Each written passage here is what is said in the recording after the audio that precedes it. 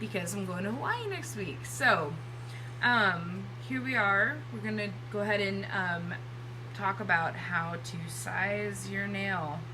So you're going to take this amazing clear backing and you're going to just figure out which one fits your nail the best without actually like touching your skin. It's better to have a sliver of nail, like I said before.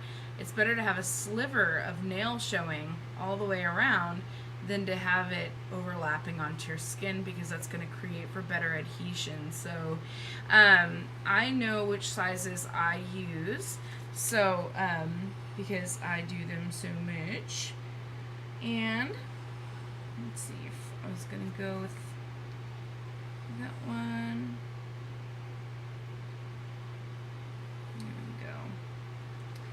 Okay, so what you do, again, make sure that you're not touching the adhesive side with your fingers. I find that using tweezers is really helpful. So go ahead and just lift up the Jamberry. Oops. Just want to lift it up. And you'll want to here's a way to save as much, get as much out of the wrap sheet as possible, is to measure up about the length that you're going to need by holding your finger up next to it. So I'm going to go ahead and do that real quick.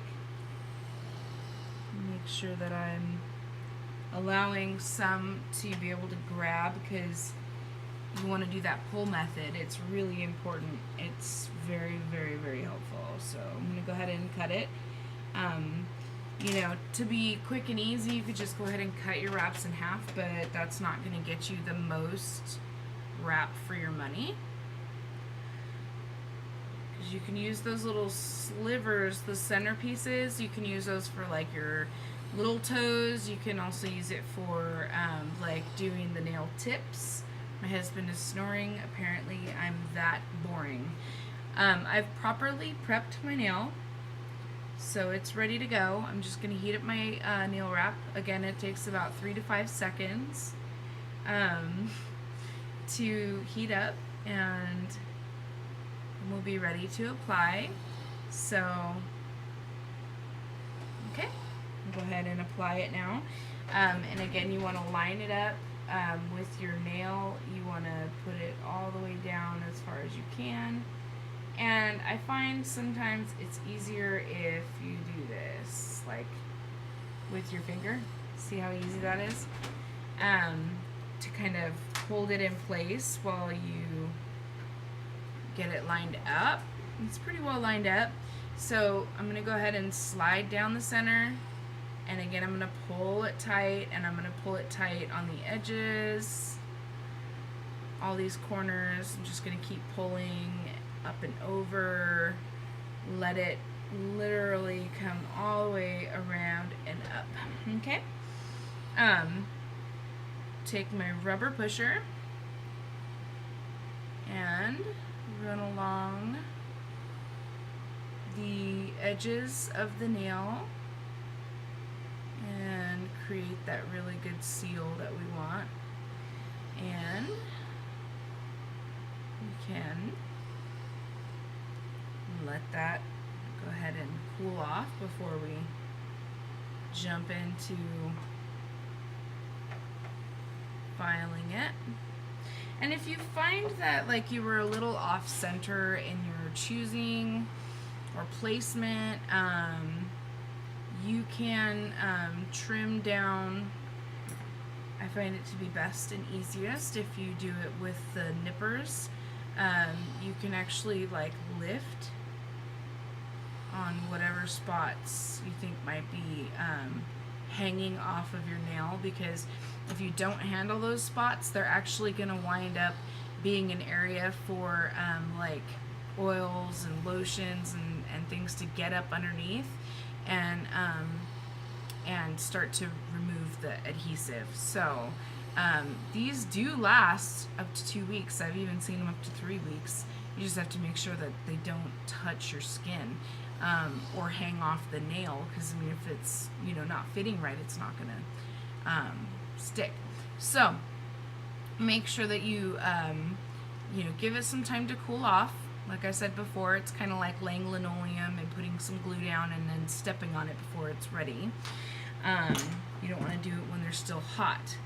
So we're going to get the nail file, and again, I'm going to file in a downward motion. Just real quick. And like I said, this is not an up and down or side to side motion. This is just straight down.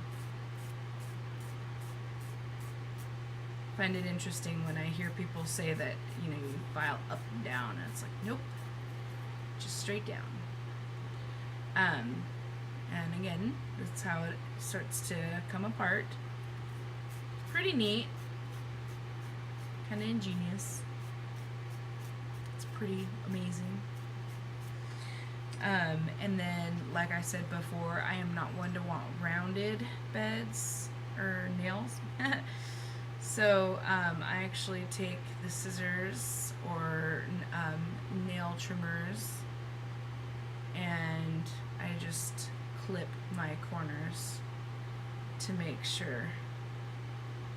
And then, like I said, I was a little bit off center when I applied the Jamberry. So this edge right here, I can see it. I know it's probably really hard for you to see it. You really can't see it, but it's actually the best way to handle that is just to take the nippers and just lift where you believe that it's not attached and nip it, and it's gonna give you that closeness where the Jamberry is not going to be loose on the sides. So if I can show you, you might be able to see the difference from there to there. So anyways, final heat. This is what we do after we've done the trimming and everything that we needed to do.